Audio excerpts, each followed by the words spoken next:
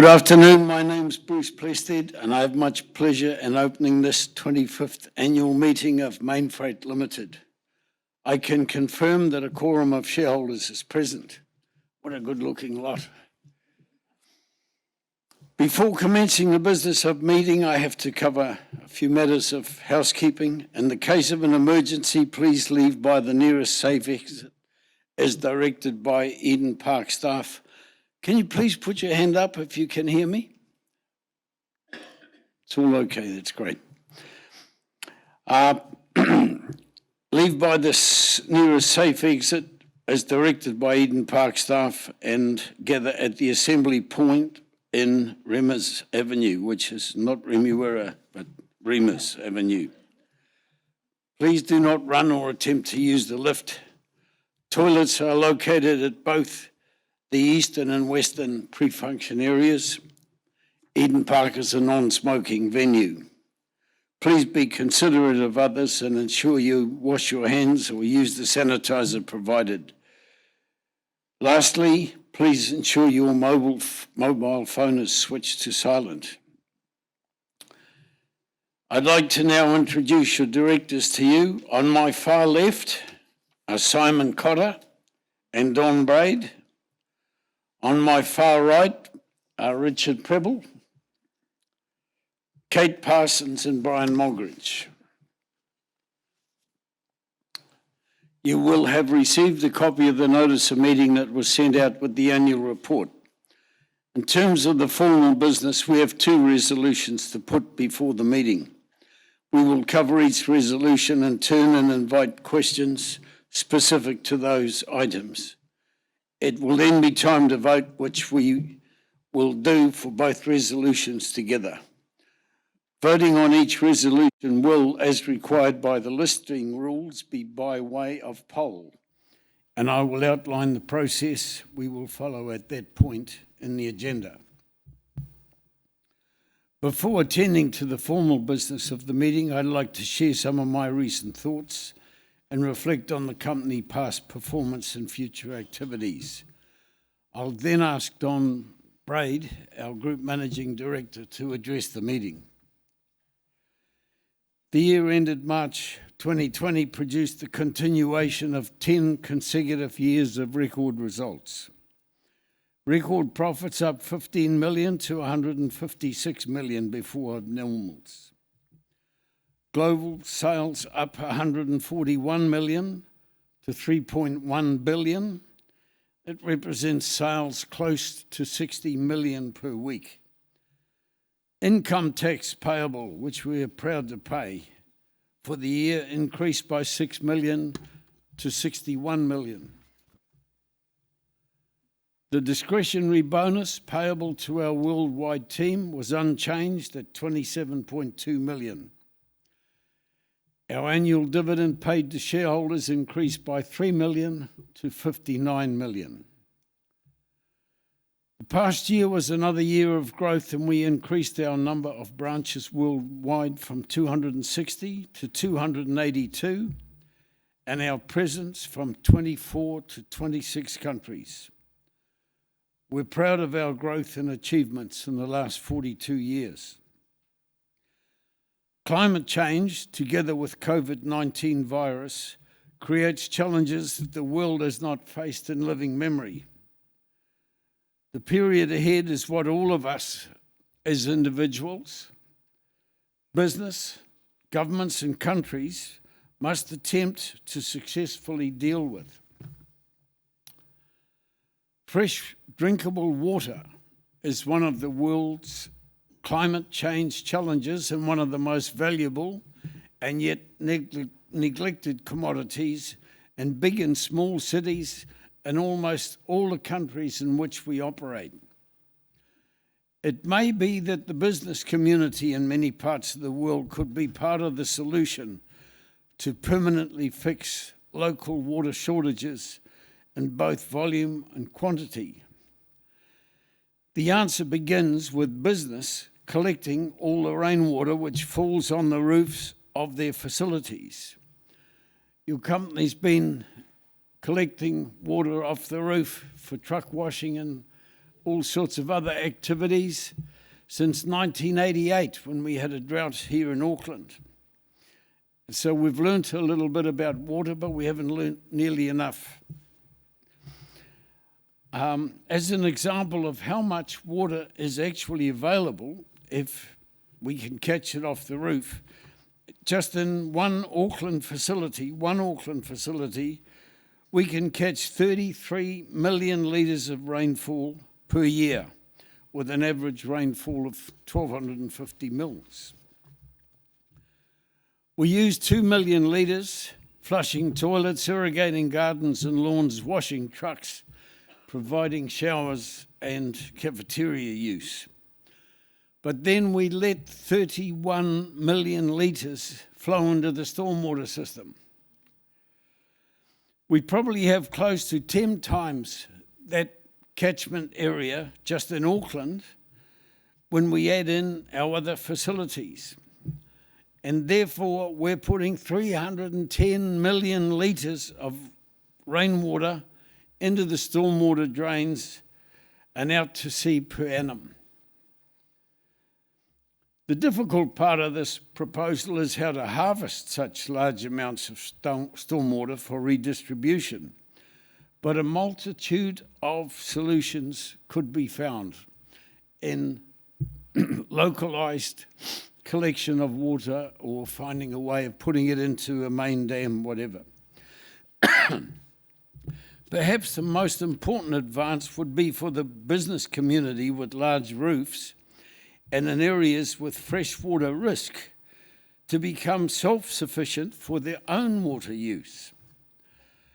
A starting point could be for local councils to make it compulsory for new commercial buildings to be self-sufficient for water, and creating a timeline for existing businesses to become self-sufficient.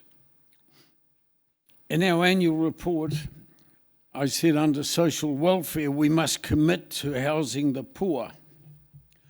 Since writing that sentence, we have seen the appearance around the country of many struggling motels because of a lack of overseas tourists. It would seem an opportunity for councils and government to look at buying appropriate motels and making them permanent state accommodation for the right people. How do we see the year ahead? Your company's so far been fortunate to not have been as seriously affected as those businesses involved in travel and tourism. Almost every year we have to cope with one or more earthquakes, droughts, floods, tidal waves, riots, snow, bushfires, or even volcanic eruptions occurring somewhere where we operate. We learn from all of these and have been aware for decades that somehow we almost always emerge stronger from them in the longer term. In the last 4 or 5 months, 3 of the many lessons we have learned are: 1, we can sell our services over the phone to new customers. Face-to-face calls are not always necessary. Our customers are sympathetic to our slightly reduced service levels because we communicate with them.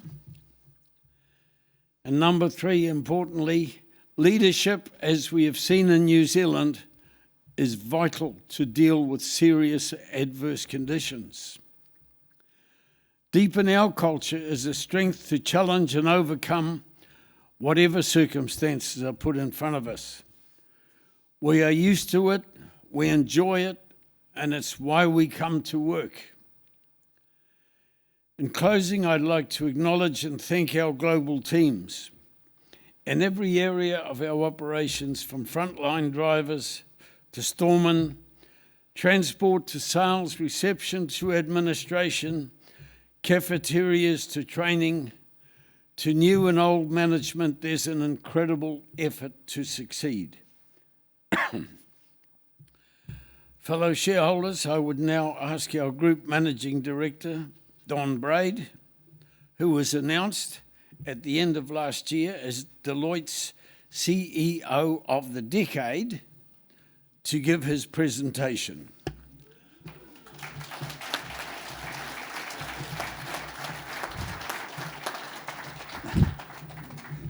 Oh dear. Thank you, Bruce, for those kind words. I would like to say thank you to you people here, shareholders, and friends, and people of Mainfreight. You know, with this COVID thing in front of us, the AGM was approaching, and we wanted to hold a real meeting. And the last thing we wanted to do was live stream it or WebEx it or whatever those other video things that's been going on. And so a huge thank you to you all for turning up here to make it real. I think it's one of the first real AGMs that we've had since the COVID outbreak. And it means a lot to us. We are people.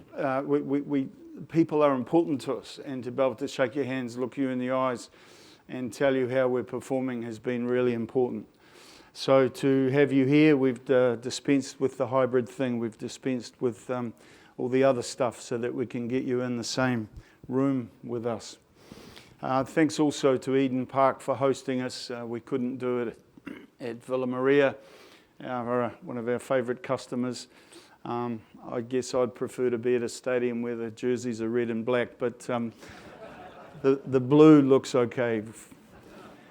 I'd like to again carry on the trend that we've done over the last couple of years where we run through this rather than from a scripted address, but take you through some slides on what we think is important in the business. So a quick look back at 20, because I know there's a bunch of media and analysts sitting in the room really hanging out to see how we've gone since the year end, and we'll get to that. Anyway, let's have a quick look back at the last financial year. And as Bruce has said, we've got ourselves 8,631 people around the world in 282 branches in 26 countries. The real gutsy nature of our man in Asia, right in the middle of COVID, he said we could open South Korea, so he did. Gutsy, I tell you. But we're there, and this network intensity is really important to us, and we want to continue to expand our network. We've got our revenue up 4.8%. We would have liked it to seen that a bit more, but we've crossed the 3 billion line. Profit before tax, which is how we will report to you in the future. The accounting people in this world have confused us all so much. We've dispensed with EBITDA because of IFRS 16. It doesn't make any more sense. Just makes them more money. So we'll talk to you about profit before tax. And what's really important about that is how we measure the business at each branch on a weekly basis. So it's consistent. So 206 million last year, and our net surplus after this IFRS thing of 148 million. We're going to pay out a discretionary bonus similar to last year of 27.3 million to 4,771 of those 8,631 people. And we've begun signing those cheques in the last couple of weeks. And for you, our shareholders, dividend increased of 3 cents. We kept the last payment of the dividend at the same level as the year prior. Just from a cautionary point of view, but it's still up 5.5%, and our adjusted earnings per share of 146.9 cents. Where's that come from? New Zealand versus offshore. The revenue is skewing its way, of course, offshore because the markets are bigger. We've got some New Zealand Mainfreight people in the room today, and I tell you, they still see lots of opportunity and growth and profit here in the New Zealand market, so we're not forgetting about New Zealand. In terms of the 3 key products, transport, warehousing and air and ocean, that's how we run the business under those 3 categories. All of them have performed pretty well. Air and ocean, down a little bit. However, they've made it up. They found themselves around a COVID environment, and they've needed to charter some aircraft in the last 3 or 4 months, and we'll talk to you about what they've done with that revenue in a minute. So, we're really comfortable with those three divisions. And of course, the more business we win in our warehouses, the more opportunity we've got to move it in the transport division or move it inbound through the air and ocean division.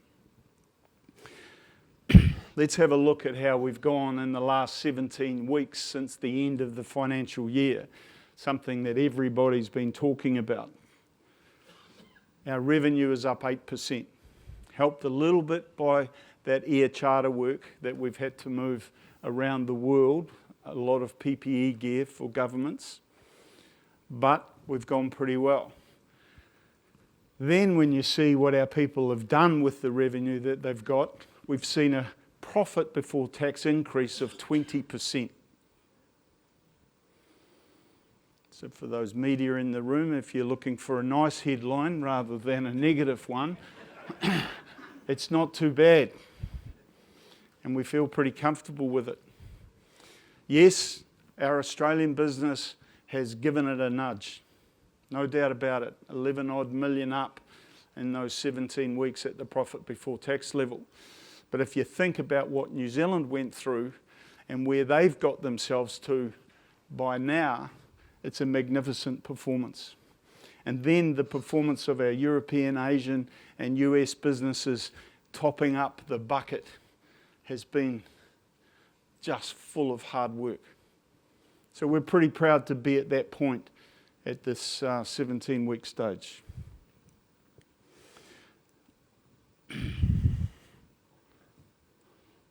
Got it. So to talk about that a little bit, the revenue increase of 94 million, 23 or nearly $24 million was in air charter work alone. We were contracted by the New Zealand government to bring PPE gear back from China and from Singapore, and our people were able to hustle enough perishable export freight to move it northbound to fill the plane northbound. Our people in the US managed to bring PPE gear from China to the US on behalf of the US government. We were doing the same in France and the same in Belgium and the same in Germany. So our team have worked pretty hard during what are quite difficult operating times. Unfortunately, you don't make a lot of money with that air charter work and you pay for it before the plane takes off. So it's been a tough ask for our people. But we've won new business of 67 million in that 17 weeks. And as Bruce has said, they've been on the phones winning new business. It's a fantastic effort. Looking at that a little bit minutely and breaking it down for the analysts that are in the room to give them a feel for how it looks, we hurt big time in April here in New Zealand. And the decline in revenue and profit hurt us. But we've managed, since we came out of lockdown 4 into 3, 2 and 1, to really ramp up the performance of the business. And trading's improved significantly.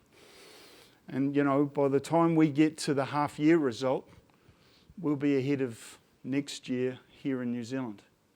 So we expect this trend to continue, and all three divisions are ahead of where they were at prior. In Australia, our biggest and best performer right now, who was it that said we had to come home from Aussie because we couldn't get it right? Who was the cheeky Australian manager who said that they'd make more profit than New Zealand? Well, unfortunately, they're doing that right now.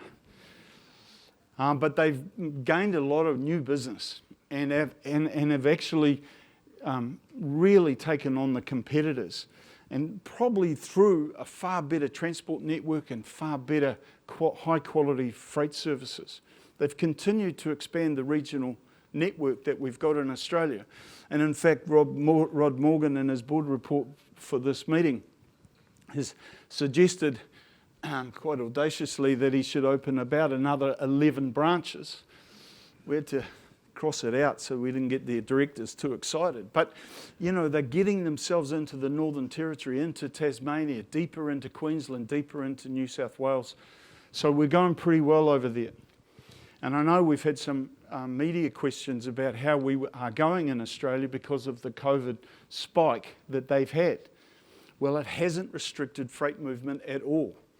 There's no doubt that the premiers of South Australia, Victoria and New South Wales and Queensland have thrown a spoke into the wheel, taken a spoke out of the wheel by saying that our line haul drivers need to be tested every 7 days as they go across the borders. But it hasn't stopped the movement of freight. So we've managed to keep going. In Asia, they did pretty well through April and June. They were sourcing all sorts of face masks and PPE gear for countries around the world. Southeast Asia continues to be a really important market for us. We've got to do better in Singapore, we've got to do better in Malaysia, better in Thailand, better in Vietnam. And there's no doubt that manufacturing is moving out of China into those Southeast Asian areas, and we need to be bigger to be there. Definitely COVID is on the increase there. They've got a second wave as well. Our Hong Kong office can only have 50% of the workforce at the desk from yesterday. In Singapore, only 30% of our workforce can be at their desks. But we're managing, and we managed through, those heavy times of February, March and April in Asia, and the guys are still very, very positive. One of the things that's occurred is that China manufacturing has just taken off. The COVID doesn't appear to have affected that. In fact, it's got itself wound up a bit more, and there's not enough shipping space to move the product that we've got in China, particularly to America. So that's posing us a few problems. In Europe, they got through a pretty tough time, April through May. June and July, we saw some improvement. And of course, they've gone into their holiday period now for July and August. But we're still seeing plenty of volume. And in fact, we've seen a lot of manufacturers who got closed down or had decreased workforces and production going on during the COVID period, suggesting that they won't close for summer holidays and will continue to manufacture during what is normally a closed period. So that's good for us because we're still moving good freight volume around Europe. Belgium is back to lockdown. Some areas in Germany is back to lockdown. France seems okay, and the Netherlands seem okay, and the UK is the UK.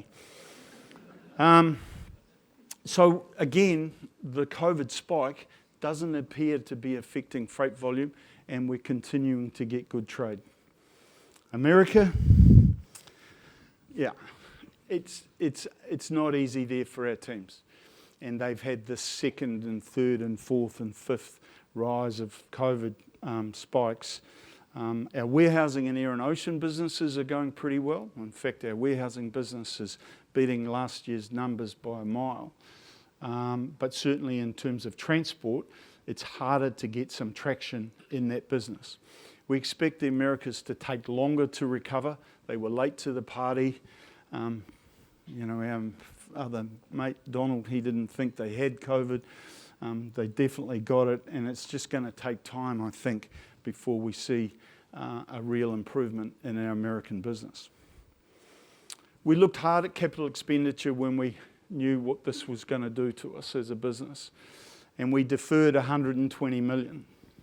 We'd spent a decent chunk of money in last year on new facilities, and we wanted to do that again in this current financial year, but it wasn't prudent to do so.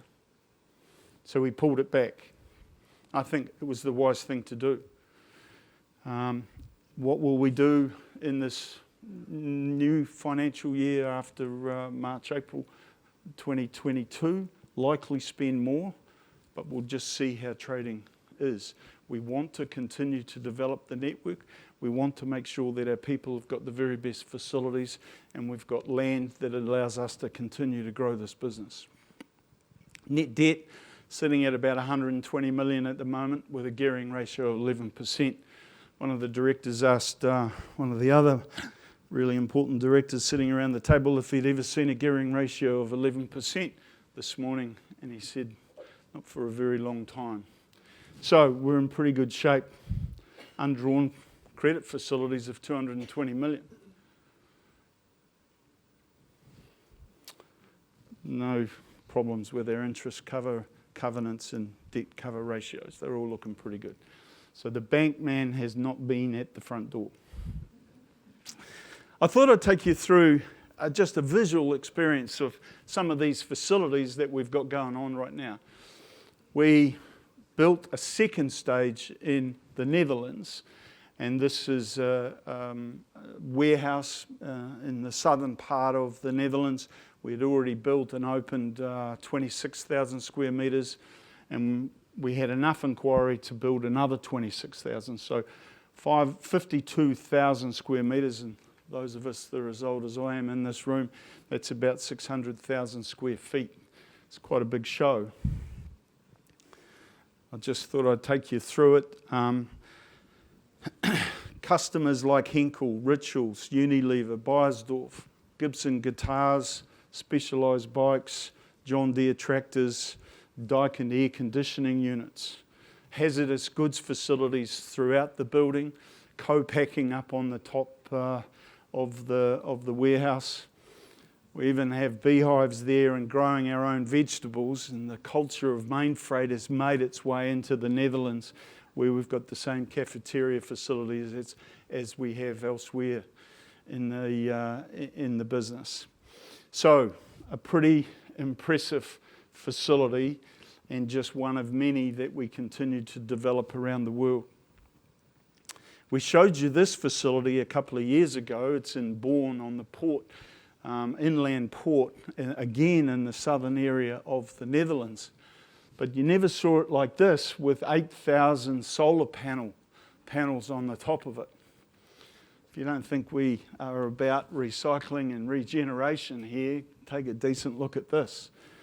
Of the 8,000 panels on the roof, we only need 13% of those to power the whole operation every day, providing the sun's out, of course. But the rest of the power is pushed back into the Netherlands power grid. So this is a large operation for NCR, Traeger, an old business that used to be here in New Zealand, Navman. It's called Navico these days. A lot of electronic customers, and is a pretty efficient facility and is profitable and growing. Coming back into the southern hemisphere, we wanted to build a second facility in our Epping area, where we've got 15 hectares of land, and therefore we had the land to add another 20,000 square metres of both hazardous and general warehousing to complement what's already on the site, which is a cross dock and another 20,000 square foot warehouse, which is one of our most profitable in the world. Again, hazardous goods and general goods all together, with some space to continue to grow. We're calling that Epping 2, and that's the main motorway between Sydney and Melbourne. And bringing it back home, our pride and joy, about to be opened in Tauranga. This is our Mangatawa facility on the outskirts of Tauranga, where we started a few years ago with a 10-foot container and a dirty old rail tarp. Now we've got 18,000 square metres of cross dock, 14,000 in just the dock space alone. We hope to have that finished by the end of August, and the guys operating well before Christmas, with an official opening in October. Pretty special, and it cost $40 million to build. We own it, and we lease the land off Mangatawa tribe who are in the hills of the background there. Pretty special facilities. You can look at all the numbers you like in the world. 3 billion of revenue, but how big are we? And when you see we need facilities of those size, you can start to see the traction that we're creating as we get around the world. One of the reasons why we've got this traction and this growth going on is the type of customers we have. And they're in categories that continue to spend, that we continue to purchase as we're out and about in the retail space. DIY homeware. I mean, the team here in New Zealand do a lot of work for Mitre 10. They've had a tremendous period since lockdown 4, and we've struggled to keep up with their volumes. homeware products, food and beverage. People are still drinking, maybe not at the restaurant, but they're still buying online and they're still having it delivered to home. Technology, electronics, and we've got ourselves into medical and healthcare. Pretty important at this point in time as the world goes through the events that they have in front of them. For the first time, we've tried to measure as accurately as we possibly can what our footprint on this world planet is in terms of our carbon usage. 1.66 million tonnes, 98% of that driven by shipping, road freight, rail freight and air freight. We can't do much about that, but if we continue to build good buildings that recycle the water off the roof, as you've heard from Bruce and how passionate he is about that, if we continue to build solar installations like we've done in Bourne and we've done in Mangatawa, as we've done in Auckland and we've done in Hamilton, we'll actually lighten our footprint. And the thing that we've found is that actually, whilst our carbon usage has increased in this past year because we've increased the volume of freight that we've moved, we've actually been able to lessen the intensity of that carbon usage. That's by educating our customers to move it different ways. This year, with the amount of air freight charter work we've done, that might not be where it's at by the end of the financial year. But we're making an effort. I thought I'd give you a quick view of how we feel about the global supply chain right now. Air freight, it remains volatile and expensive. It's better than what it was in March and April, but it's still expensive. And sometimes there's space available and sometimes there's not. The way our people are procuring that space and moving our customers' freight has been nothing short of phenomenal. They've done a fantastic job. And particularly here in Australia, their reputation has increased tenfold by the things they've been able to do during really difficult times. Sea freight, it's improving. But now we've got what they call blank sailings, where we can't get space because the ship decides not to sail. So it's quite difficult times for how our people have to look after our exporters and our importers. But again, they're doing a magnificent job of moving freight for them. In our warehousing business, we've seen our inquiry increase dramatically, where customers no longer want to own their own warehouse. And that's providing us opportunities. If we've got it in the warehouse, we've got the transport, and we've got the air and ocean inbound, hopefully. So it provides opportunity. We think there's a flight to quality. If businesses have made a sale, they want to make sure it gets delivered in full and on time. And who do they look to for that? Hopefully, that's us. And we're winning business accordingly. And we're seeing the manufacturing change. No longer are they just going to manufacture in China. They're likely to manufacture in Southeast Asia or in Poland, Eastern Europe, taking away the risk of being in one country, either because of a pandemic restriction or because of geopolitical issues. So the priorities and actions for our business right now and how our teams are focusing, we're really, really on the ground working hard for more sales. Doesn't matter what's happening out there in terms of the economy or the pandemic, we just want new business. We want to retain those customers with really great service levels and maintain those high standards that we've got. On day one, when the New Zealand team and we sat down with lockdown 4 in front of us, looming within 48 hours, the first thing we said, no redundancies. We did the same thing in the GFC. And we have not made anyone redundant in our business as being a full-time employee. That's exceptional.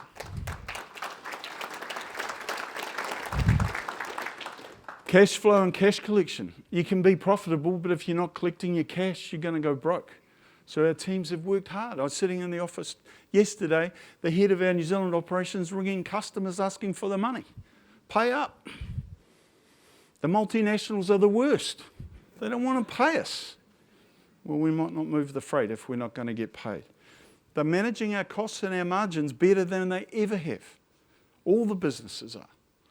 It's a tribute to the way that those guys operate their businesses and the decentralised approach that we take. As confident as we are, we decided to move with a salary review. A lot of people out there working for 80, 50% of their normal salary. On the 1st of June, we applied a 3% salary increase to our New Zealand and Australian team, 1.6% in Asia. Europe and America will have a look at in September. And if they can get themselves across the line, we'll do the same there too.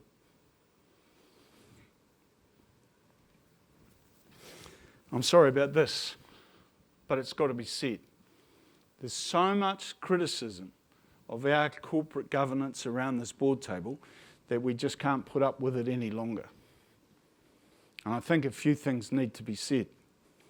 We're proud of the way that we run this business. It's different to a lot of others. I'd like to think people in this room have invested in Mainfreight for who we stand for what we stand for and the way we operate. We don't follow those blindly inane guidelines, not rules, guidelines that have been set out by knitting club directors around the world. And we think we're best served by what we think's right for this business, which is why you are investing in us, the way that we run the business. We've applied those principles of good corporate governance for a long time, and we intend to do it for another 100 years. It's how we operate, it's how we think. It's about our culture. It's not pixie dust. It doesn't just get waved around by whoever sits at this table. It's worked on hard every day, supported and guided by the directors that we have in the business. So we're comfortable with the 6 directors we've got sitting around this table, and today you're going to vote on the re-election of Brian, I hope. The tenure and experience around that table is second to none. The performance of this business since listing is up 25% year on year. It's not too bad. There's a few knitting club boards sitting around tables wondering why they haven't got profit that they've had in the past. We're here celebrating still profit, still bonuses, still increases to our people, and dividends to our shareholders. That means a lot to us. The board is really comfortable with the independents that we've got sitting around the table. And where on oath people got tenure versus independence, I don't know. But if you've been around for too long, you're no longer independent. That doesn't say much for the integrity of those individuals sitting around the board table. So we're somewhat surprised, and I'm sure you can hear the passion in our voices, mine anyway, about the board composition and it being a topic of conversation when we're in this middle of the pandemic and in the middle of probably the worst economic recession we're going to have in this country or in the world. We're comfortable with these bunch of directors that we've got. They put us to the test.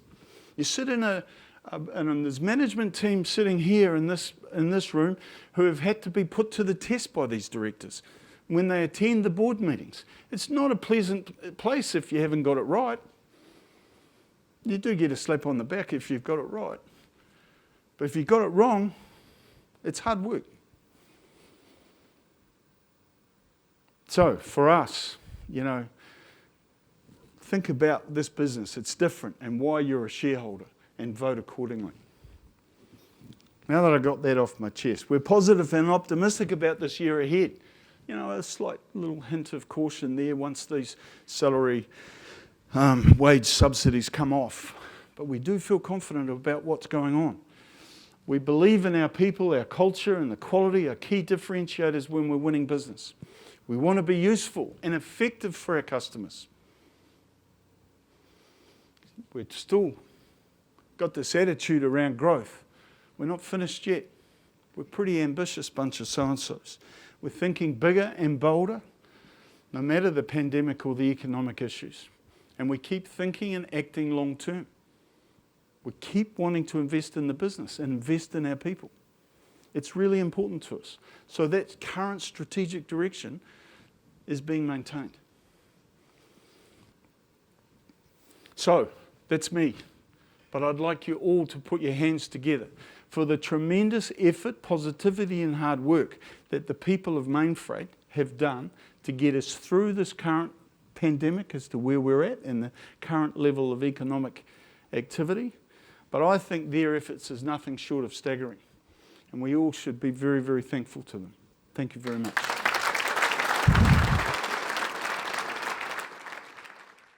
Thank you, Don. Arousing speech, and I did notice that you didn't mention the fact that we returned the $10.5 million subsidy that the government gave us for wages. So.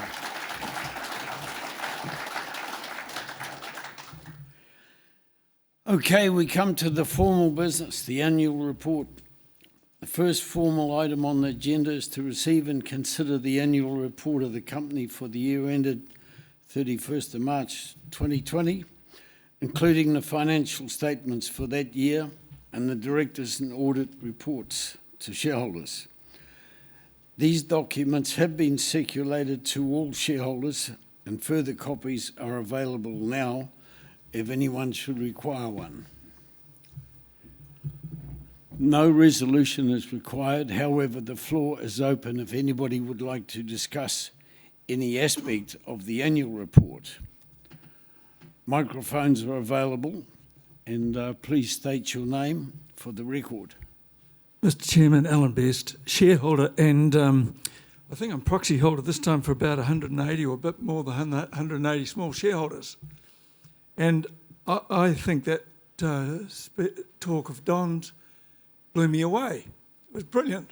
Thank you, Don. Secondly, in relation to the annual report, Mr. Chairman, I would just like to congratulate the people who are presenting us with this beautiful document, because for many years I've been a shareholder of this company, and long before integrated reporting became the buzzword in the presentation of annual reports, Mainfreight gave us a really rounded presentation which included the objectives of the company, the strategies of the company, and measurement against those objectives in a general sense. This time we've got even proper measurement of the carbon emissions, with a tracking now available to the company to see how they handle in future, even in spite of the increased air freighting, as Don's mentioned. That's brilliant.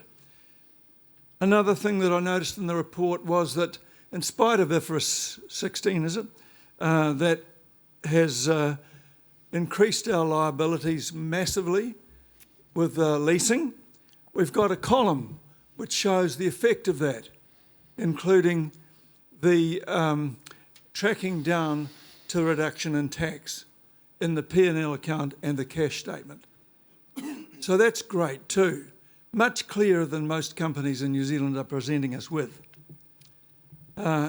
Pictorially, it's a really good report, and I encourage everybody to read it, because in addition, we get the chairman's comments every year which lift our eyes above the hills and talk to us about some social issues as well as the business issues facing the company.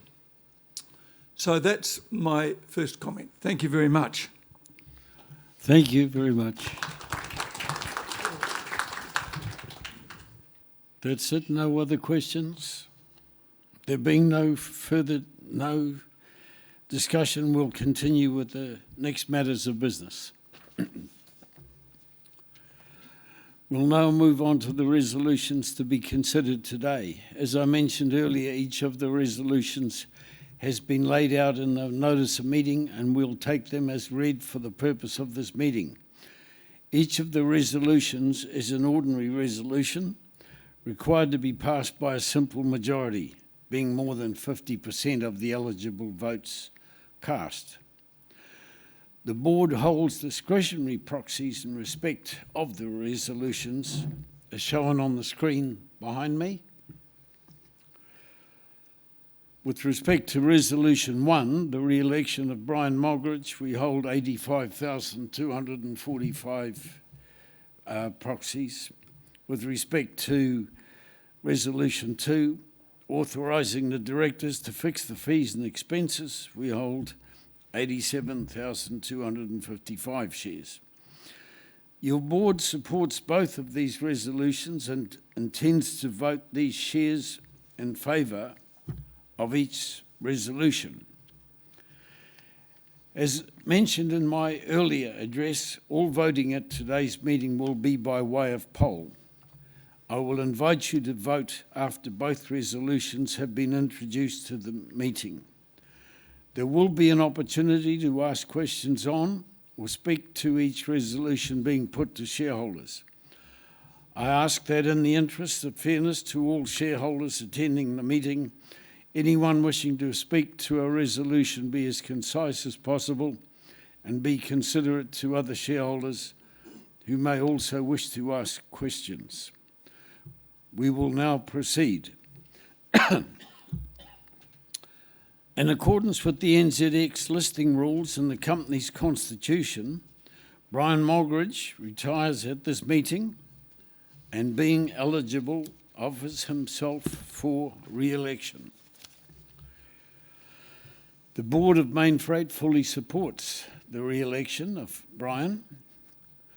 Brian was first appointed as a director of the board in 2003, and his commitment and service to the company are exemplary. Brian's intellect and breadth of experience underpin his sound practical guidance, which is valued highly both by his fellow directors and the company's management team. He's considered by the board to be an independent director, no matter the length of his tenure. I'll now hand over to Brian Mogridge to say a few words. Yeah. Thank you, Bruce, and good afternoon, everybody. As Bruce has said, I joined the board in 2003 and at the same moment became a shareholder. That's sort of my modus operandi. A lot of you I know. I'm largely my own person and always will keep that way. In terms of what attracted me to Mainfreight is obviously the way things are done here, the culture. It's not just something that is spoken about, it's actually something that is here and it's real. And it's a really fascinating place that captures you. It's got passion, professionalism, progress. And someone once said about Mainfreight, they'll never stab you in the back. It'll always be in the front. And so you'll see it coming, and that's the way it should be. So if I'm lucky enough and fortunate enough to be re-elected today, I'll continue with the same passion that I have for the last 17 years. Thank you very much.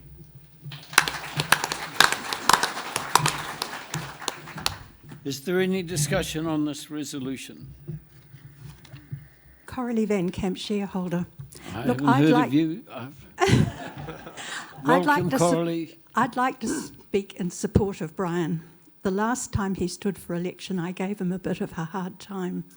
And it's quite obvious he's doing a sterling job on this board, and it's an outstanding result from all of you. So I would definitely like to see him stay.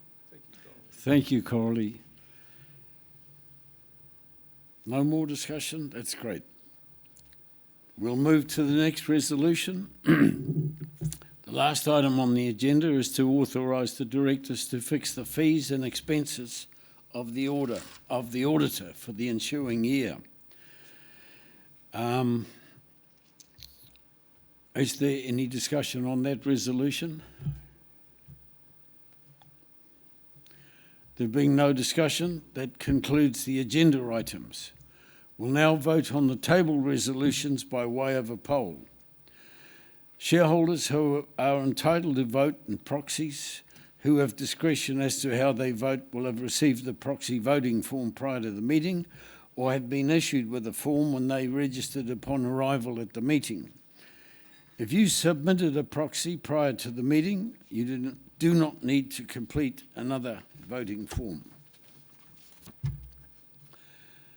If you do not have a form, please go to the computer share desk at the back of the room where their representatives will be able to assist you. Okay. After voting, you should place your proxy voting form in one of the ballot boxes, which Computershare will bring around the room at the conclusion of the formal part of the meeting. Please ensure you sign the form before placing your form in the ballot box.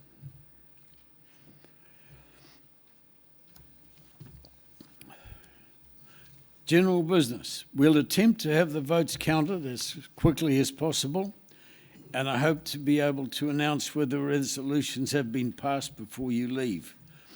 Otherwise, the results of the poll will be advised by way of a release to the NZX tomorrow morning. Are there any other matters shareholders would like to discuss while the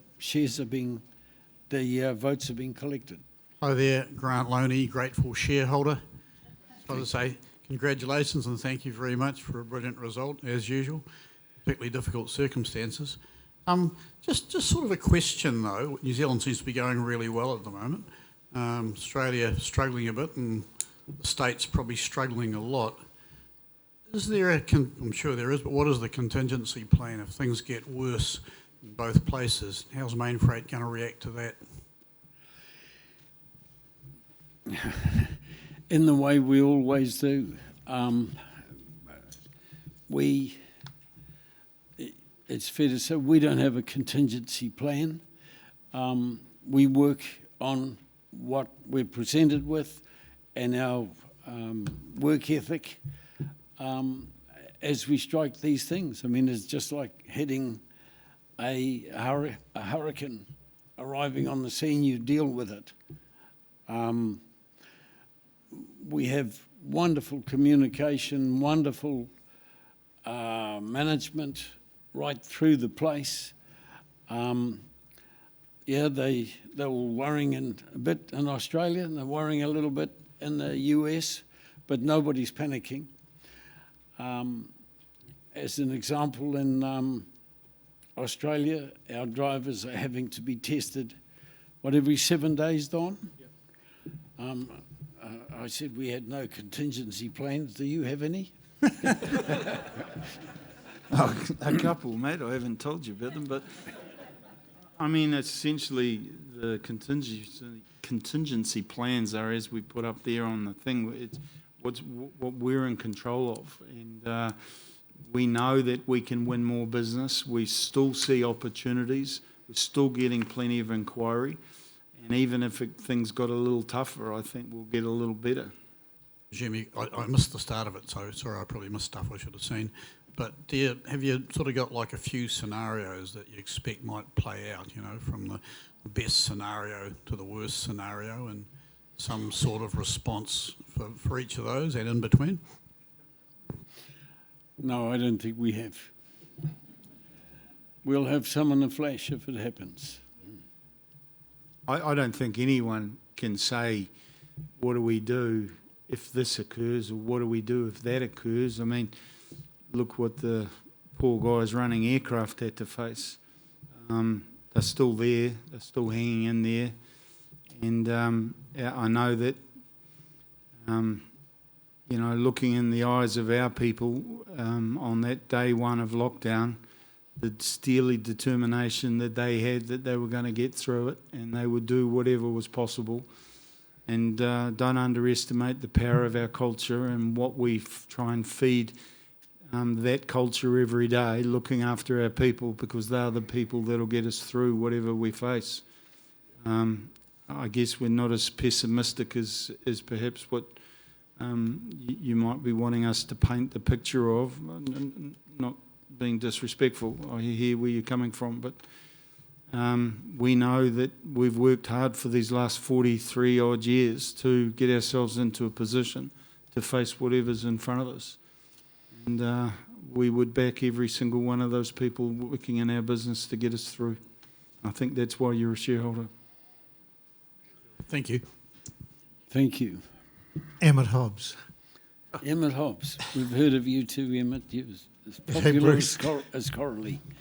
A competitor of ours was hacked twice this year. How would we cope? And I have an idea of what you're going to say, but I'd love to hear it. How would we cope if the same thing hit us? We would close down. I mean, I'm an expert on computers. You can. We would advise the market. We would advise our customers. We've had to extract that information out of other people who have been hacked because that left us exposed dealing with them as customers. So we would be letting it out there as soon as we could. And we have a big team of people who deal with cyber attacks. They're happening all the time. They tell us frightening statistics. I think we get attacked 36 times a day or some. Am I exaggerating, Don? Is it some? It's extraordinary, the attacks that are being made. It's the way the world is. Could I just clarify a point that Bruce made? We'd close the computer down, not the business. We would go back to manual systems, and of course the trick is to have the protection in place. And we've got a team of IT security. It's the cyber security team has increased in size and activity. We're monitoring it every day, and it's about the effort that we're putting in so that we actually can thwart any attack that comes. And as Bruce says, we are seeing phishing emails and the likes every day, and we've touched a whole lot of wood right now that nothing else happens. It's a high area of attention, no doubt. Sorry? Yeah. Late nights, yeah. You're not getting a Chardonnay because of that question. There's one here, Bruce. I don't know whether this is going or not, but I'm an admirer of Don Braid, and he knows that. Paul Lowther is my name. I've 28 years with Mainfreight, having retired recently. But I often wonder, Don, how's your days these days? I mean, how's this COVID thing affected your days in that, you know, you were always travelling the world and seeing the branches and keeping everyone up. You know, just a day in the life of Don Braid, how it's changed would be quite interesting, I think, for us all. Thank you. My wife and family are in the room. There's no Chardonnay for you either, Paul. Look, you know, there's no doubt that I got itchy feet, wanting to be in front of more customers and getting around the world to see our people, but it's just not possible. And, you know, we're in a different time. The good thing is we have the confidence of our people around the world to run the business in our way, in our style, and it means a lot of phone calls and speaking with those teams and making sure that, you know, they've got our confidence and understand that confidence. I've probably got more time than I've ever had before. I've probably been the bane of my wife and family, to be honest with you, where I'm getting home every night. But look, this is an extraordinary time, I think, and an extraordinary learning lesson for a lot of businesses. And we're sucking it up and learning every day. I think we're a far better business. I think our people have reacted. They've learnt lots. They've managed the business in a far better way than we've ever seen before. And, you know, I've got nothing to do. We've got such great people. It's just fantastic. We're used to it. We enjoy it, and that's why we come to work. Well, look, I think there are no more questions. Okay, I think we will declare the meeting closed, and I will advise you a little bit later of the computer share outcome for those things, which I'm sure will all be passed. Thank you very much.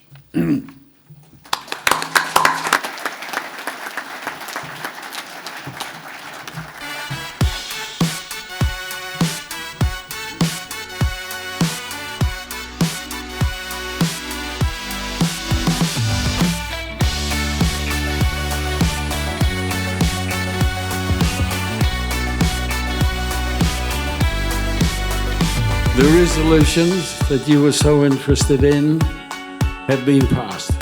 Thank you.